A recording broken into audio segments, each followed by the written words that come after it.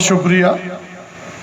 सरधना की सरजमी को सलाम करते हुए आप लोगों का इस्तकबाल करता हूं कि आप लोग बड़ी तादाद में इस भाईचारा सम्मेलन में आए हैं और दिल से आए हैं।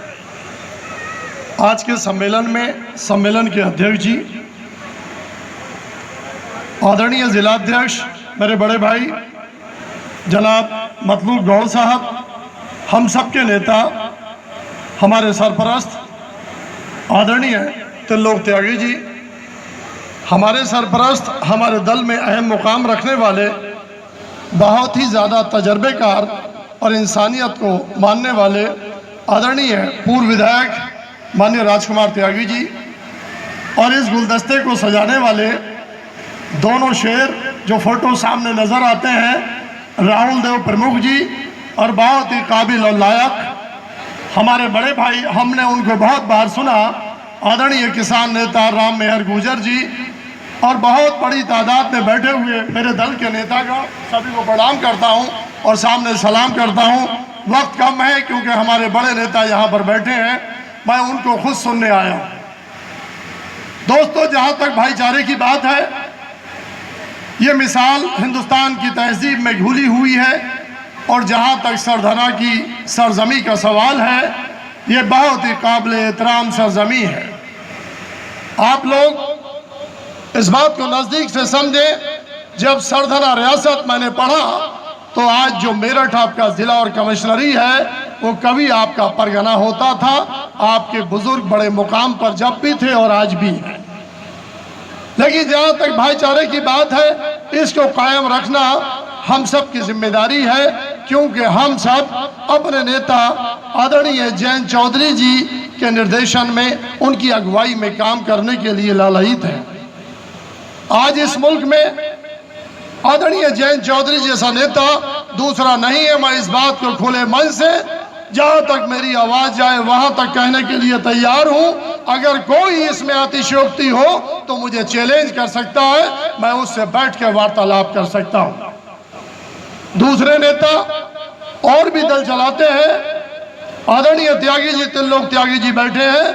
मैं आपको एक बात बताना चाहता हूं कि दूसरे दलों के नेता थोपे हुए जवान हैं, लेकिन आपके और हमारे दल का नेता आदरणीय त्रिलोक त्यागी जी बता सकते हैं कि वो मांगा हुआ नेता है, वरना उनको सियासत करने की जरूरत नहीं थी। जिस मुल्क में वो रहते, आदरणीय प्रधानमंत्री के पोते कहलाते और केंद्रीय मंत्री के बेटे कहलाते, और कहीं भी रहते शान से रहते, लेकिन उन्होंने आपका दर्द समझा, किसान का दर्द समझा, मजलूमों का दर्द समझा और अक़लियत का दर्द समझा, और वो सियासत करने के लिए आपकी वजह से आए।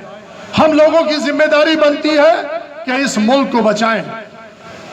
एक एक आदमी की जिम्मेदारी बनती है, भारत के नागरिक की जिम्मेदारी बनती है कि हम इस मुल्क को बचाएं। वो कैसे बचेगा? हम लोगों को दूर तक जाना होगा, अपनी बात कहने के लिए गली गलियारों तक जाना होगा। लेकिन जहां तक भाईचारे की बात है, आज की हुकूमत जिस पार्टी की चलती है, वो शायद इतिहास नहीं जानती है, बल्कि सिर्फ झूठ बोलने का काम करती है। महात्मा गांधी का जिक्र उनके लोग गलत तरीके से करते हैं। हिंदुस्तान को आजाद कराने वालों के नाम वो लोग नहीं लेना चाहते, और झूठे प्रोपेगेंडे लाकर व्हाट्सएप और फेसबुक पर चलाकर वो हम लोगों को गुमराह करना चाहते हैं, हमारी नस्लों को गुमराह करना चाहते हैं। वो इतिहास नहीं जानते, भाईचारे को नहीं जानते। जब मुल्क आजाद होने का जिक्र होता है तो अमर शहीद धन सिंह कोतवाल साहब का जिक्र करना ये हुकूमत भूल जाती है, जिसने इस आजादी की अलग को जगाया, कुर्बानी दी। उस वक्त में रास्ता दिया कि कैसे रास्ता चलेगा। इस सरधना के परगना मेरठ से 1857 की क्रांति यहीं से शुरू हुई थी। दोस्तों, उन्हें ये इतिहास बताने की जरूरत नहीं, ना वो मानना चाहते हैं ना सुनना चाहते हैं। अगर मंगल पांडे का जिक्र होगा तो शहीद अशफाक उल्लाह खां का भी होगा। अगर राम प्रसाद बिस्मिल का जिक्र होगा तो शहीद आजम भगत सिंह का जिक्र होगा।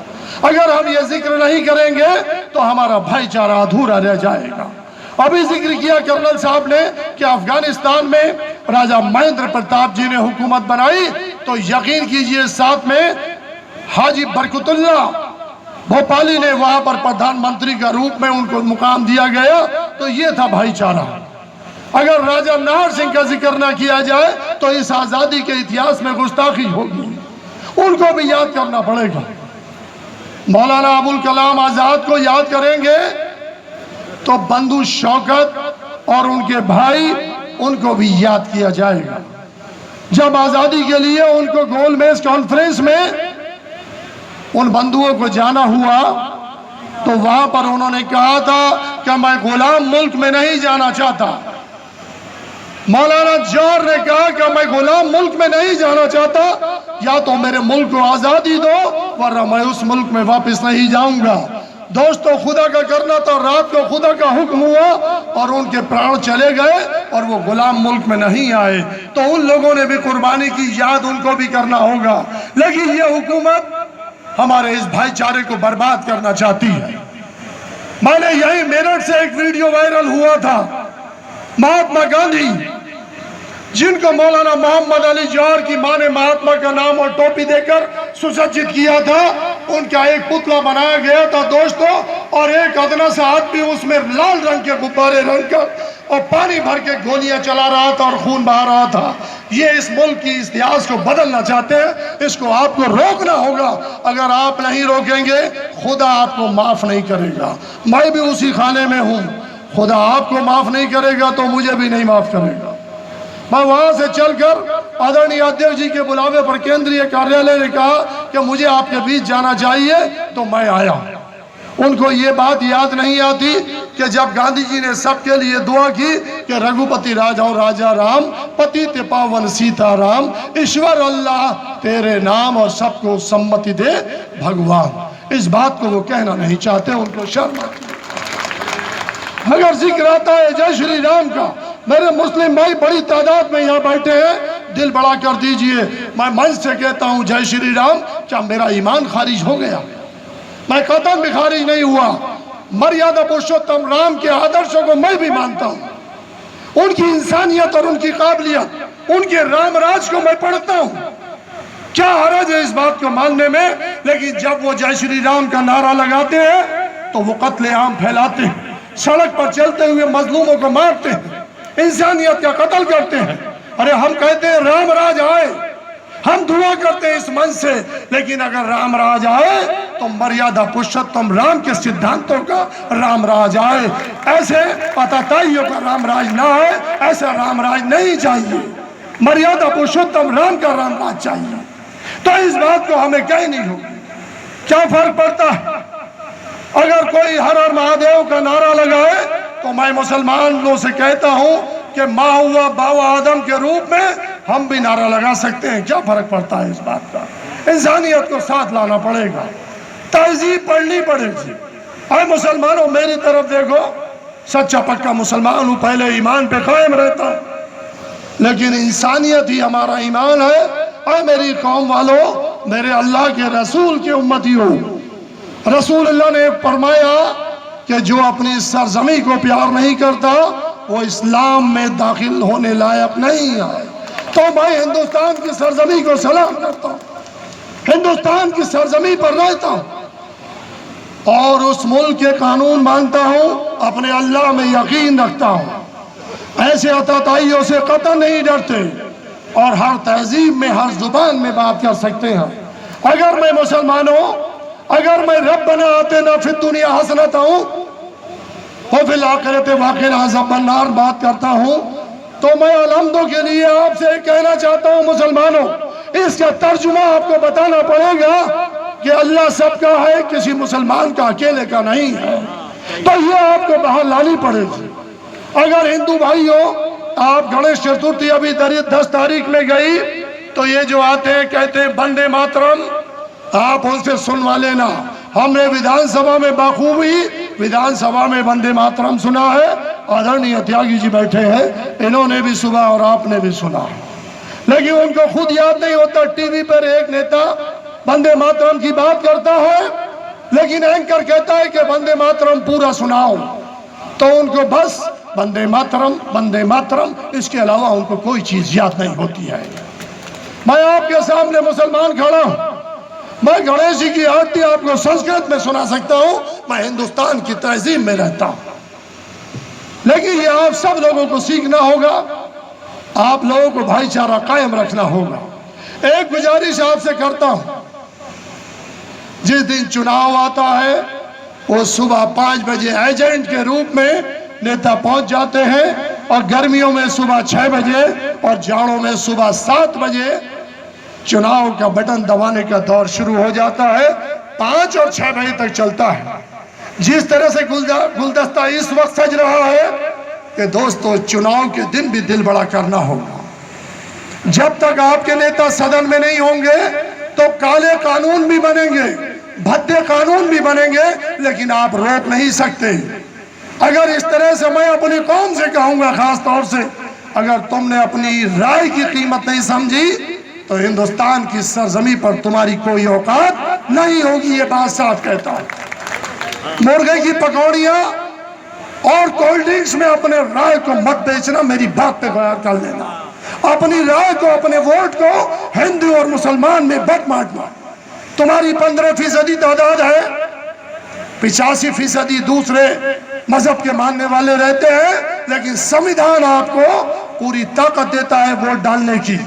और आप अगर सही फैसला नहीं लिया तो आप इस बात को याद रखना, जिस अंदाज में एनआरसी और सीए दिल्ली में और पूरे हिंदुस्तान में तरह तरह के कानून, कृषि के खिलाफ काले कानून आते हैं, अगर आप भाई में और ब्रदर में बढ़ जाएंगे तो संविधान में आपकी बात लिखने वाला कोई नहीं होगा। तो आपको बटना नहीं होगा, मेरी ये गुजारिश है आपसे। और अपनी राय की कीमत जाननी होगी और सही वक्त पर अपने वोट का इस्तेमाल करना होगा। और बता दूं आपसे, मैं दूसरे दल का नाम लेना नहीं चाहता, लेकिन मुसलमानों आपसे कहना चाहता हूं, बहुत जगह रहकर देख लिया आपने, बहुत जगह रहे होंगे, लेकिन एक बात बता दूं इंसानियत के साथ, अगर हिंदू मुस्लिम का फसाद खत्म होता है तो वो सिर्फ जयंत चौधरी जी की छत्र छाया में खत्म होता है। इस बात को नोट कर लेना। और सुनो मेरे हिंदू भाइयों, तुम हमारे बड़े भाई हो, आपको भी हमको छोटे भाई का दर्जा देना होगा। जब आप छोटे भाई को प्यार करोगे तो यकीनन आपका छोटा भाई आपके लिए गर्दन कटा देगा, आपकी इज्जत की खातिर, और कहीं पीछे हटने वाला नहीं होगा। बड़े नेता है, अपनी बात कह ली, आपने सुन ली, लेकिन सिर्फ गुजारिश ये है, और मेरे दोस्तों सिर्फ कान हिलाकर मत जाना, जयंत चौधरी की आवाज लेकर अपने गांव तक जाना और चर्चा जरूर करना। संगठन से सिफारिश करूंगा, आदरणीय मतलूब गौड़ साहब तशरीफ फरमा है, झंडे जैसे यहाँ नजर आते हैं ऐसे झंडे आपके घरों पर नजर आने चाहिए। आप लगा कर तो देखिए, देखो मुसलमानों सुनो, ये कपड़ा तुम्हारा भी है और किसानों का भी है। रसूल की गुंबद के रंग का कपड़ा है मेरे कंधे पर, और यही कपड़ा किसानों की छाती पर रखा हुआ है। तो भाई भाई तुम हुए या दूसरे लोग हुए, किसान मुसलमान और किसान बिल्कुल भाई भाई है, एक ही दर्जे की बात है। तो मेरी गुजारिश है कि अपने घरों पर झंडा लगाइए। कुछ दिनों पहले भगवा जो कपड़ा होता था उसकी मोटरसाइकिल छोड़ दी जाती थी, लेकिन सुनो जयंत चौधरी के अनुयायियों, अब अगर ये हरा कपड़ा नजर आएगा तो अत्याचारी और दमनकारी पुलिस रास्ते से हट जाएगी। ये बात मैं आपसे कह रहा हूं। अपने घरों पर झंडा लगाइए। अगर उस गांव में कोई सरकार का अफसर जाएगा वो दूर से देख लेगा कि जयंत चौधरी के अनुयायी हैं, इनको छेड़ने से कोई फायदा नहीं है। ये बात मैं आपसे कह रहा हूं। बहुत बहुत शुक्रिया, वक्त ज्यादा हो गया, माफी चाहता हूँ नेताओं से, लेकिन जब अपने नेता का जिक्र आता है तो जज्बात में न जुबान रुकती है, न ये दिमाग थमता है, न दिल थमता है। बहुत बहुत शुक्रिया, आपने मुझे सुना, धन्यवाद। बहुत अच्छे विचार हमारे अशफाक भाई के, हमारे धन्यवाद।